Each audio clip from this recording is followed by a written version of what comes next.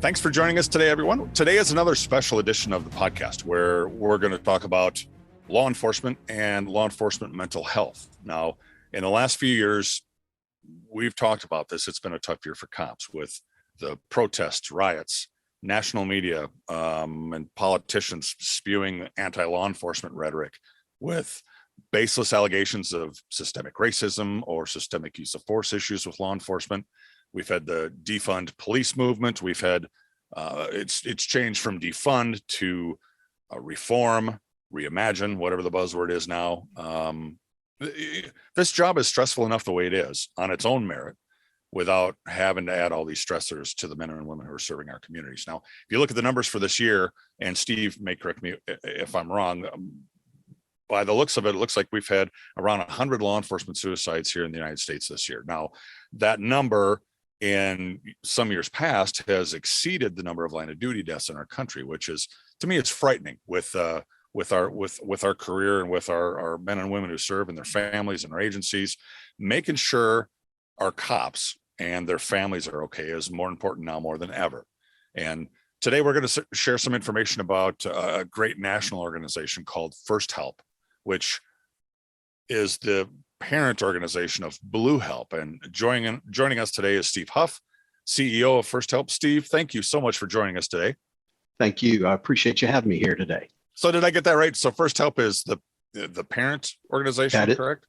That is correct. We actually started out as Blue Help, and then from there we've grown so much that we have that parent organization now that actually awesome. houses 4 other programs, because now we have Red Help for firefighters, we have Gold Help for communications officers, and White Help for paramedics and EMTs. So we are up and running for all first responders.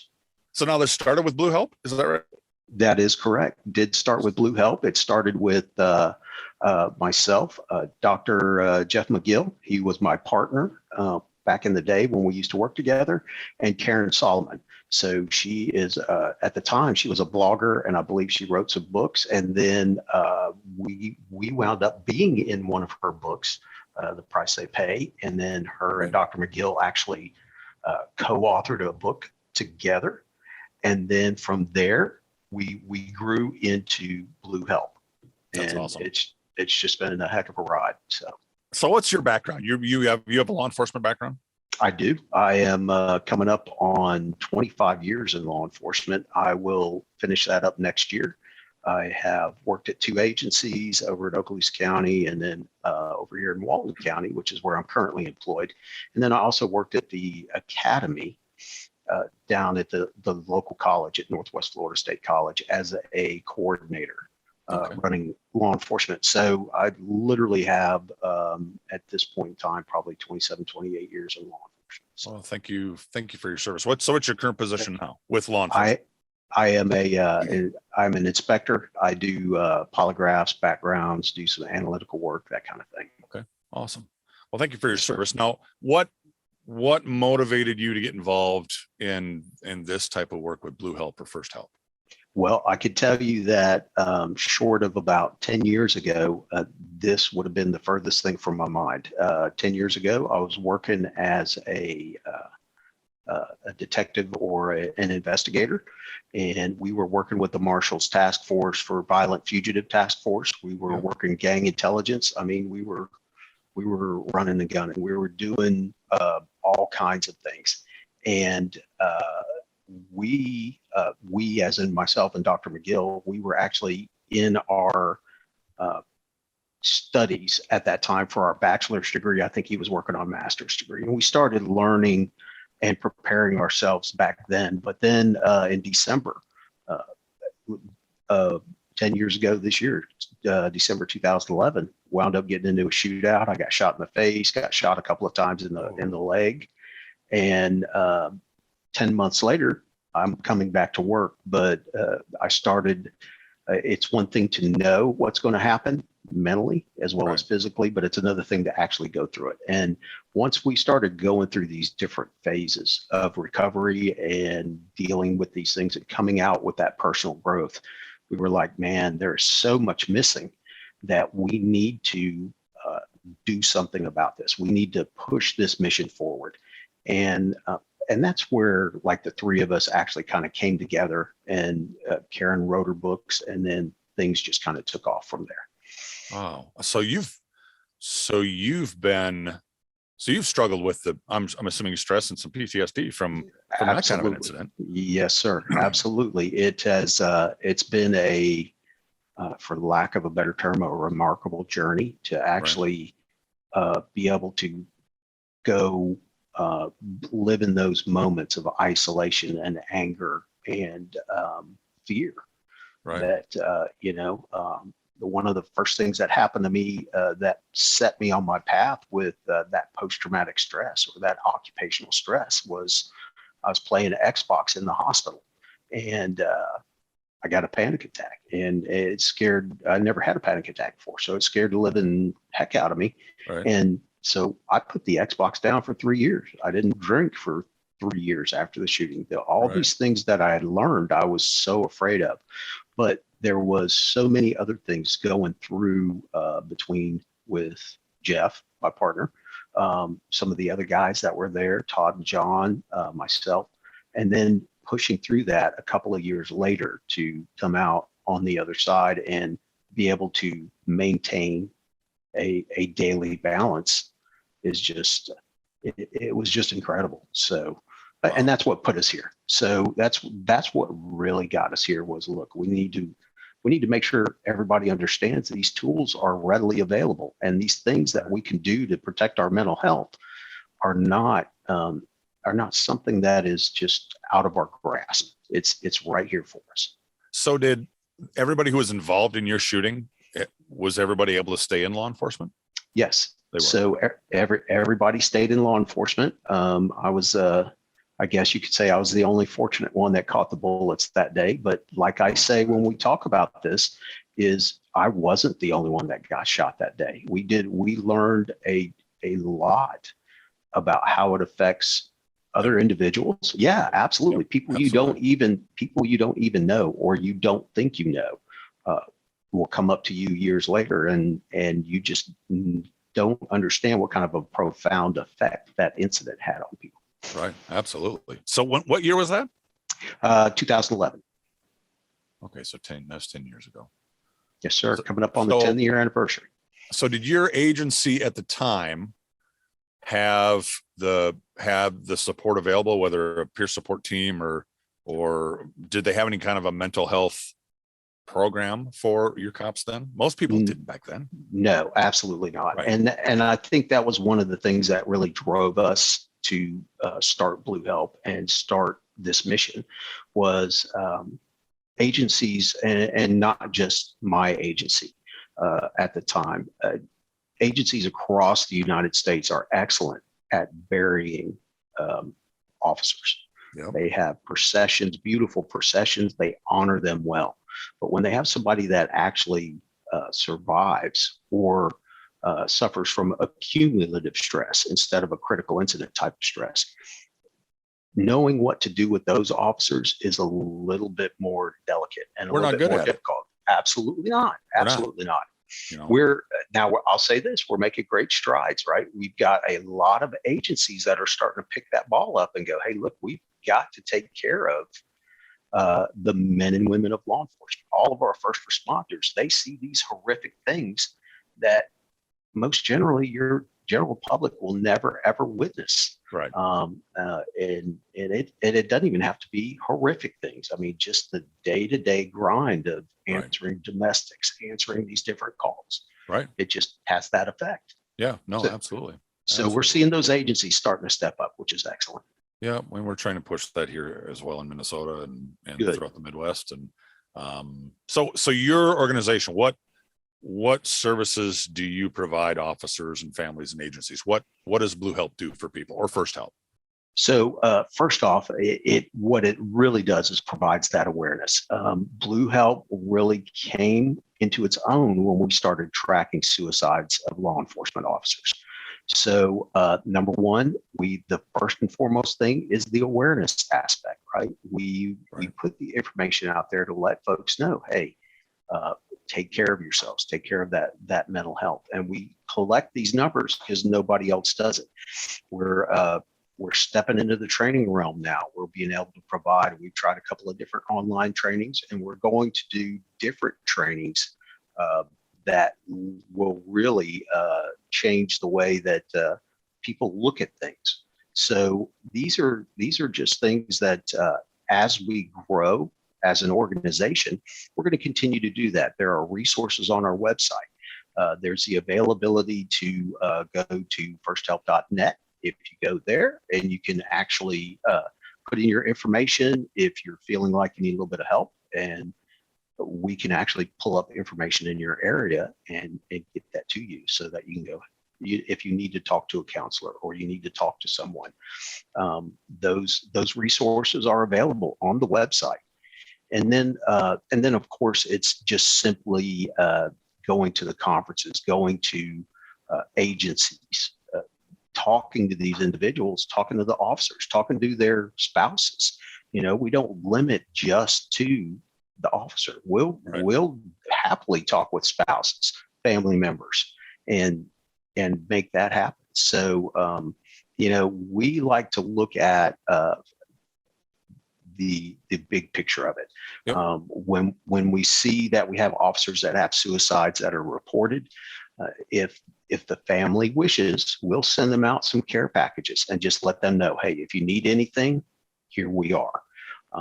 And a lot of the times the families will come back into the fold. Of course, they have to go through their own grieving processes, and they have to be able to accept those things.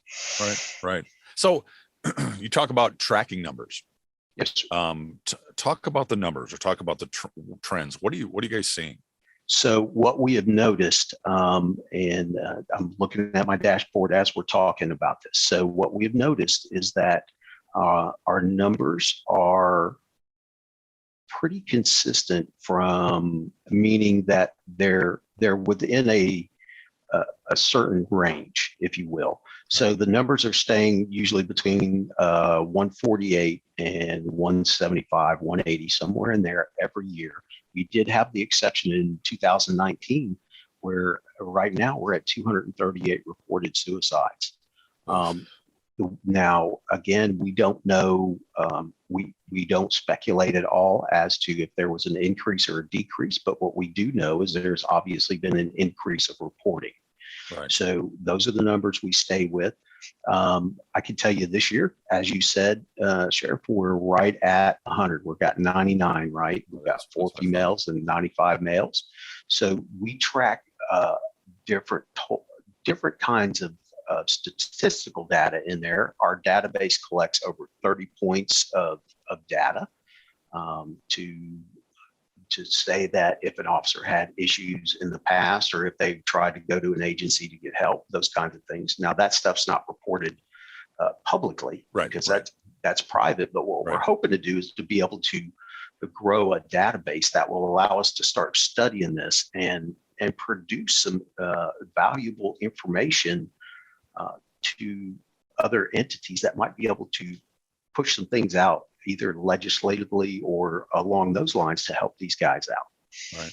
That's awesome. Yes, sir. Thank you. It's frightening. I mean, when you talk about those numbers and you talk about the ripple effect, I often equate it to most of the stories that we do are line of duty death stories.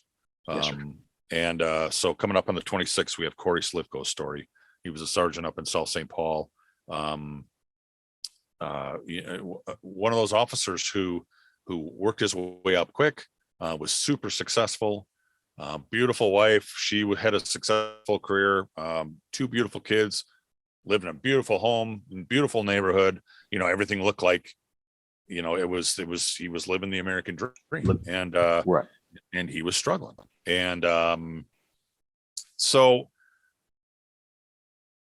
with the families that you've helped over the time that you've been there, have you seen, it makes me wonder with the incident in Minneapolis, the incident in Brooklyn Center, going all the way back to Ferguson, frankly, Right. Have you seen things change as far as these numbers? I don't know if it's our officers more apt to ask for help, or if it's our families asking for help, or I don't, I know my area in the Midwest, and I know that while we're behind in, certainly in some of the rural counties, having programs available, whether it's peer support or whatever for mental health. I just wonder how are we doing in the rest of the country? Well, and that's an excellent question because we've got a number of things going on here. It's almost like a trifecta. Right. So you've got, as you were saying, you've got all these different incidents that have been happening that got huge media coverage. You obviously at this point, and I don't want to make this a political discussion, but obviously you've got bias against law enforcement throughout all of mainstream media at this point. Absolutely, there is. There's no. So these officers, and then you've got the new breed coming in, right? So you got younger individuals that are coming in that are more apt to talk about how they're feeling, how they're doing, if they need a little bit of help. And the old guard, like us, we're starting to phase out. Right. So, and you know how we work. The same way I was 10 years ago. I don't need any help. I'm a cop. I'll handle it myself. Yep. Suck it up. So deal with it. You got it. Yeah. So I think right now our law enforcement officers are under an enormous amount of stress, even when they're off work, because they can't get away from it. They can't just turn off the TV or get off the old book face and or they can't get on there without seeing something negative towards their profession, towards what they do. But the flip side to that is like I said, we're starting to see agencies such as in your area, our area, they're adopting these programs to help officers. The Walton County Sheriff's Office, so they just stood up their peer support program, and they have a clinician coming in to assist with that off-site. So it's one of those things that's helping deal with that stigma of individuals that need that little boost from time to time. Right. Because once our officers, unfortunately for guys like us back in the older guard, or maybe our guys that are coming out of the military that try and embrace the suck and just try and push through it themselves. Yep. When people come out and say, hey, I do need a little bit of help, they oftentimes get distanced. Right. Yeah, even absolutely. Sometimes their friends come out and they'll kind of step away from them, that kind of thing. So really bridging that gap and going, man, that's great. I'm glad you said something. Let's go. I'll take you there if you want, or I'll, whatever you need.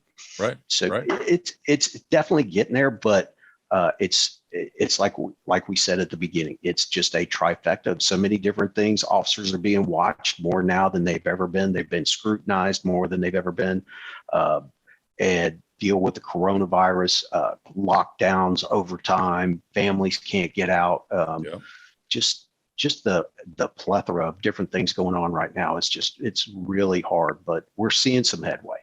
Yeah, I think, and I think from a CLEO standpoint, or a chief law enforcement officer, whether you're a chief or a PD or a sheriff or a sheriff's office, it's a paradigm shift in how you manage.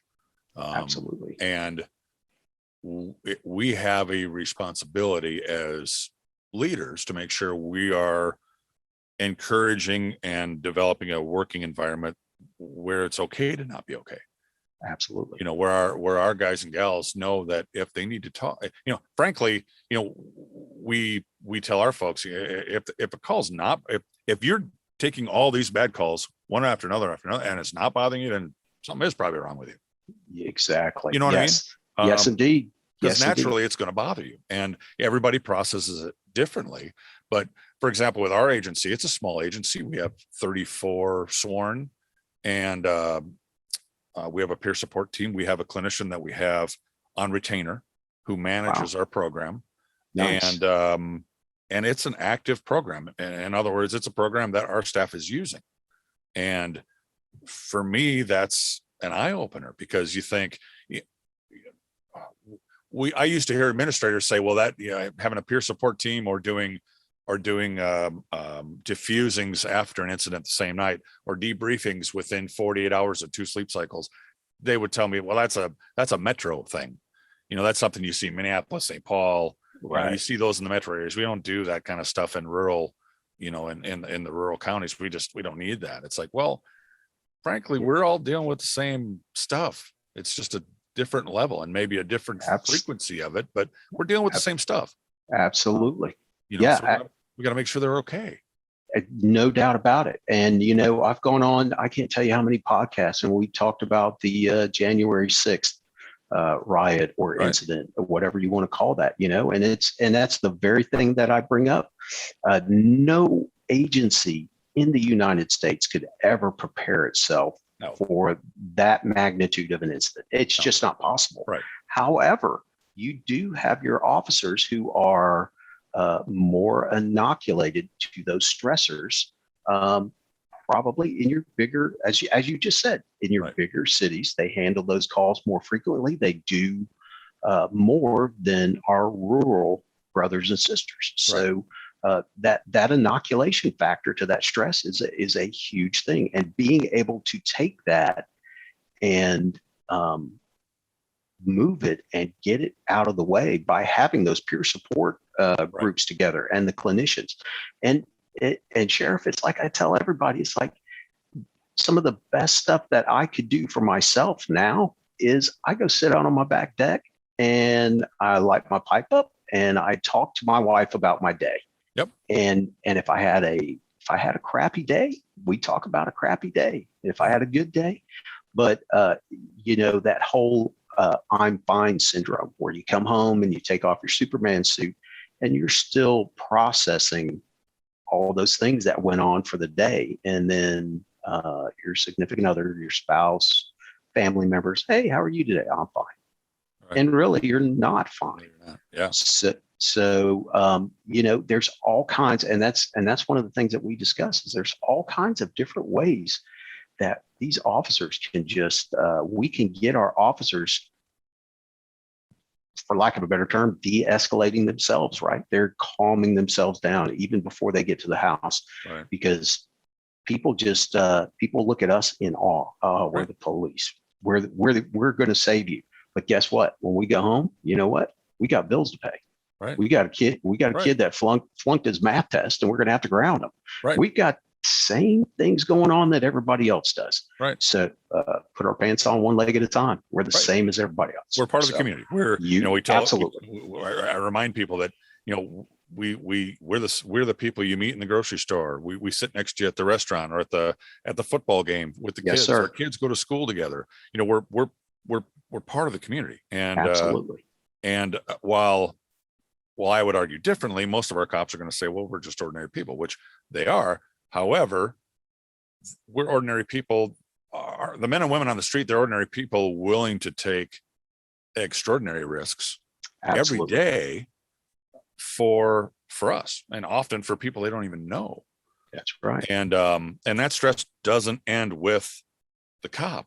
I mean, that stress is with the spouse, whether it's a husband or a wife. That stress lies with the kids who have to deal with that, and with all the anti-law enforcement garbage that you hear, all the rhetoric, especially during the campaign. We were a political football, and you couldn't get away from it. Everywhere you went, it's on your phone, it's on your TV, it's on your computer, it's on social media. Everybody's, you can't get away from it. No. And that affects the whole family. It does. So it's more important now than ever. We got to make sure our cops are okay. Yes. And one of the things, speaking about the family, we, as do you guys and all of us in law enforcement, we recognize, even though we don't really talk about it, this is an instrumental change for a family. You may come into marrying someone who's in law enforcement, and until that time, you were working 8 to 5, Monday through Friday, right? Well, guess what? We don't do that. And on our days off, we got to go to court. And then, we're flipping the midnights in 2 weeks. And then 3 months later, we're going to be switching back to days. So there is just a huge dynamic, let alone what happens during the job, just in the change in the family culture of hey, dad's here, go brush your teeth. It's nighttime. No, dad's not here. Dad's working shift. He's working 3 to 11. He's not Right. coming home until you're Right. asleep. Right. So there's so many different things that, we want to get out there as an organization and say, look, prepare yourselves, get ready, do these things, do these simple things. And in the long run, it will help you deal with those stressors. It will help with resiliency. You'll be able to bounce back quicker. You'll be able to be, for lack of a better term, you'll feel like you're a better dad or a better Right. husband or Right. a better wife. Yep. This is really the mission that we're after. Well, I think the other thing too, that for the folks that are listening that are non-law enforcement, it's hard to turn it off. When you talk about stress, that stress doesn't end when we take off the uniform and we're at home. I won't ever go to a restaurant and sit with my back to the door. You got it. I'm always scanning the room. I'm always paying attention to what's going on. And that goes for driving. That goes for if you're in a theater, if you're at the fair, if you're, whatever you're doing with your family. It's so hard to turn that off. And that's a stressor too, that's like an unconscious stressor that we don't even think about. You add that to that whole pile of everything else that we're dealing with. You got it. And, it's just, and when you, yeah, absolutely. But when you think about that though, people are like, individuals that are not familiar with law enforcement culture or communities, what they fail to grasp is, they go, oh, you should be able to just go home and turn it off. And it doesn't work like that, because it's just last night's arrest is tomorrow's helper at Home Depot. Yep. Or last night's arrest is the guy you run into at the grocery store. Right. So there's so many different facets of what goes into law enforcement. I mean, you and I could probably sit here and talk hours about it, Yeah. but to say that we should be able to just go home and flip a switch, it will never work that way.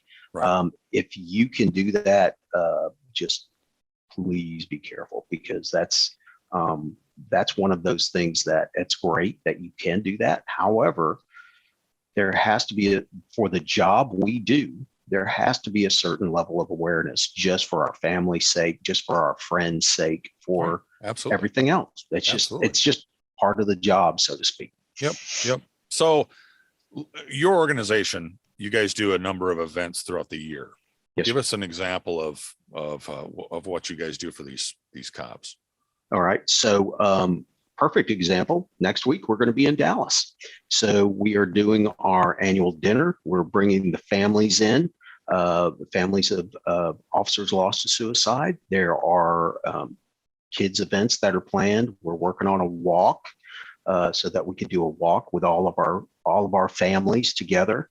We'll have folks on hand to be able to talk with children, talk with some of the adults, spouses that may need a little bit of help, a little bit of assistance. Yep. And then we just bring them all together for some good camaraderie and let them know, hey, look, you're not alone in this. There is a lot of people here to support you. And then we may do any number of different things at this point, like our podcast. I've done 3 or 4 in the last week. We will go set up training somewhere and let these officers know, hey, look for these specific signs of stress. Right. And then we'll tell the spouses, hey, look for these specific signs of stress, right? There is so many different things that we are currently lining up with. Our training is 3P ready, and it's basically takes you from an officer to a supervisor to a clinician, that it provides information all the way across the board for those individuals, so that, if you're a supervisor such as yourself, and you could go, my guy's not looking too hot. Maybe I need to, just see how he's doing, that kind of thing, So, and then from there, we also have all these other events going on. We currently got an event going on tonight a benefit for our firefighters out in California that a brewing company was nice enough to host, and they brought in all these guys. And again, this is another opportunity to bring our first responders together, our families together. Next week, we've got a golf tournament in Nevada that Awesome. literally the volunteers that aren't even really attached to the organization, they're coming out of the woodwork. I was on a Zoom call with them last night. They're probably 20, 25 strong for this one golf tournament. And I'm like, whoa, you got an army going on there. So um, the ways that we try and get that help out is, through our training, through things we do for our spouses, our significant others that lost someone to suicide, and then that community reach, because by and large, most people love their law enforcement officers. They love their firefighters and EMTs and paramedics and the communications officers, but you don't see it. And when we get these folks to come in from the community and actually give their time and say thank you, and we're glad to be here to help, that's a big boost for our families. That's a big boost for family members that have lost someone, whether it be through suicide or from an on the job incident, that kind of thing. So it's just, the list can go on and on. How things work together, and then it all comes out for the good of the officer. So I also saw that you partnered with Motorola Solutions Foundation. Yes, supporting sir. kids of officers that have died by suicide. Tell us a little bit about that. That's Absolutely. Awesome. So yeah, we just kicked off some scholarships for those children of officers lost by suicide. We've had excellent responses from all kinds of different bigger corporations like that, Axon, AT&T. Yep. All of these folks are coming together. The scholarships are just another way that we can provide, and Motorola can provide something to help these families. Because as you know, Sheriff, I'm sure, just hypothetically speaking, if you were to lose an officer to suicide or lose a deputy to suicide, just talking with you today, I get the feeling that you would take care of that individual and that family, right? So many of our widows, of our family members, have just terrible stories about officers committing suicide, and then the next day they cut the insurance. Officers committing suicide, and the next thing you know, his friends, his buddies, they're nowhere to be found.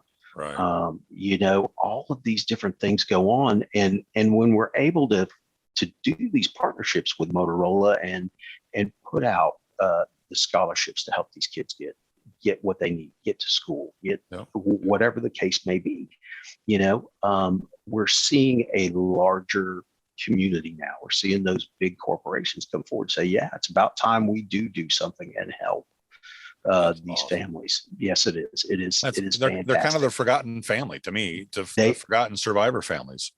That is correct. And unfortunately for them, it happens so quick. Right.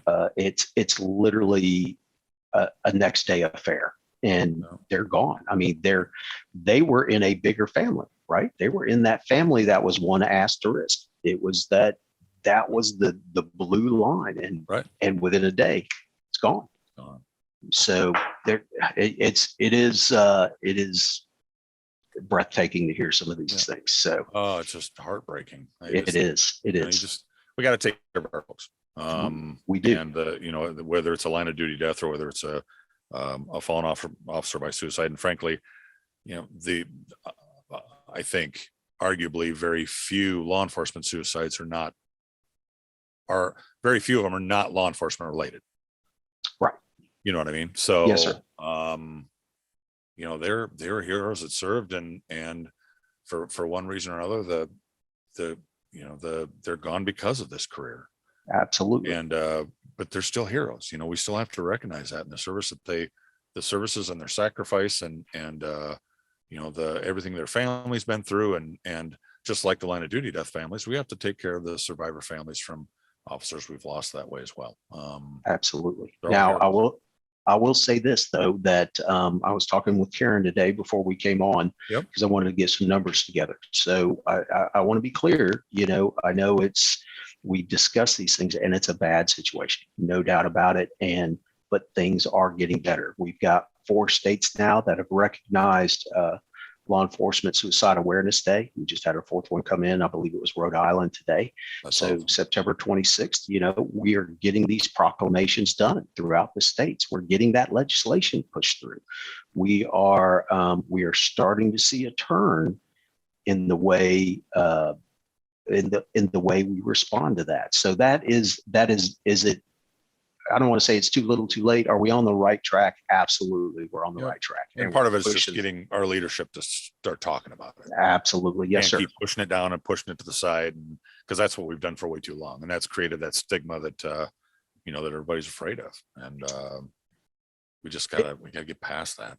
We do, because that stigma is, for lack of a better term, it's deadly. So it is something that we definitely need to get our officers and our leaders to understand. Look, this is a normal thing that happens after an incident, after having so many things go on during a career. Yep. It's not that you're weird. It's not that you're broken. It's what the mind does. Right. So. Right. I just think what you guys do is great. Thank you. And I want to make sure that whether it's an officer, or whether it's a Cleo, a chief, or a sheriff, or whether it's a family, what's their best way to find out more about your organization? So I could tell you we've got a pretty good social media presence. Obviously, you can find us on Facebook. I'll call it the right name this time, Facebook, because it kind of aggravates me every now and then. I know, so me too. Me too. But quite the following on Instagram. We've got our websites up. You can find us First Help with a 1 ST instead of spelling it out, and then we've got Blue Help, Red Help. The White Help and Gold Help are coming online here just shortly. So these are brand new programs that we're standing up, but all of those are .org. So you can feel free to go to any of those websites.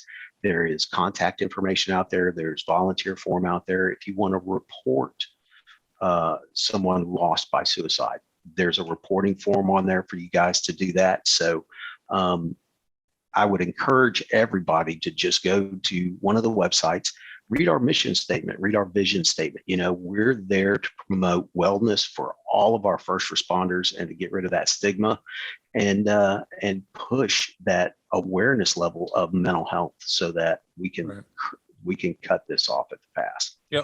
And just a reminder for everybody, when you're talking the different colors, yes, a lot of people forget about dispatch, or yes, some agencies or states call them telecommunicators.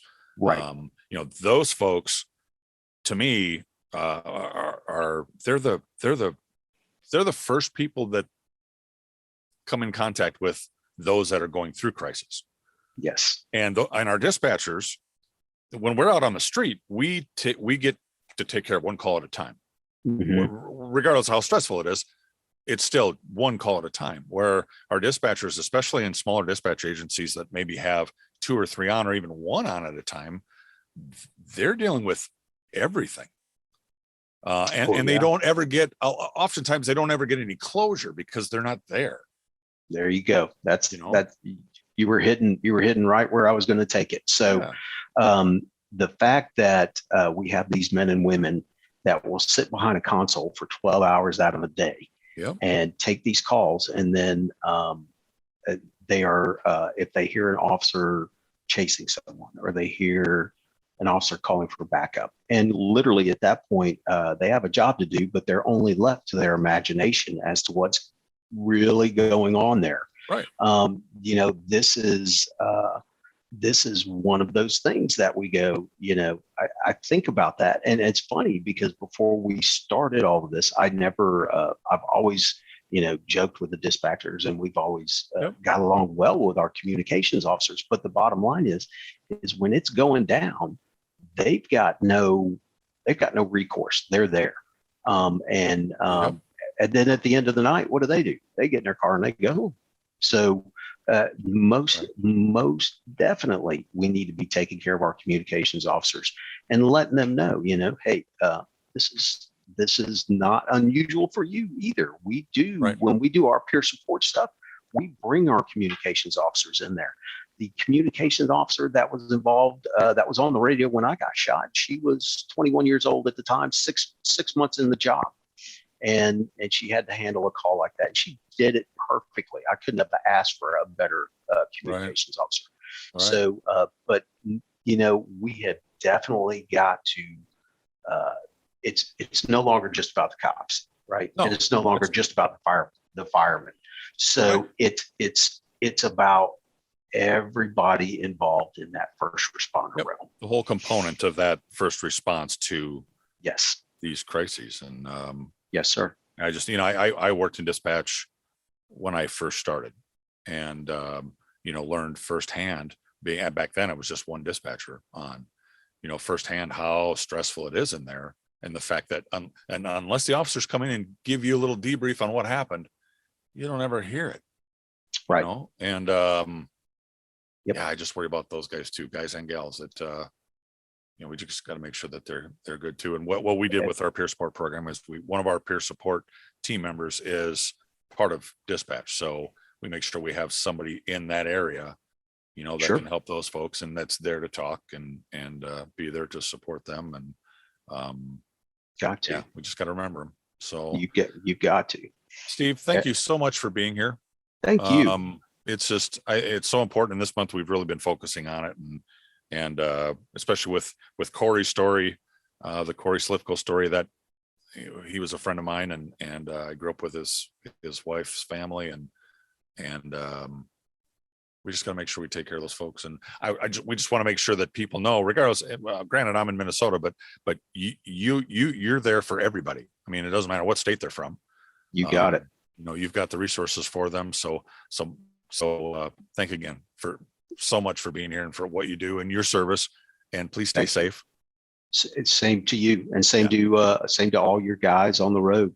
Everybody needs to be safe, and I appreciate you giving us the time to get the word out today. Yeah, absolutely. Thanks, Steve. Hey, everybody else, if you're interested in more information about the Officer Down Memorial Podcast and our mission, you can check out our website. It's at officerdownmemorialpodcast.com. You can also follow us on Facebook, Twitter, LinkedIn, Instagram. You can watch our video versions of these podcasts on YouTube and our Rumble account as well. So thanks everyone for joining us, and we'll see you next time.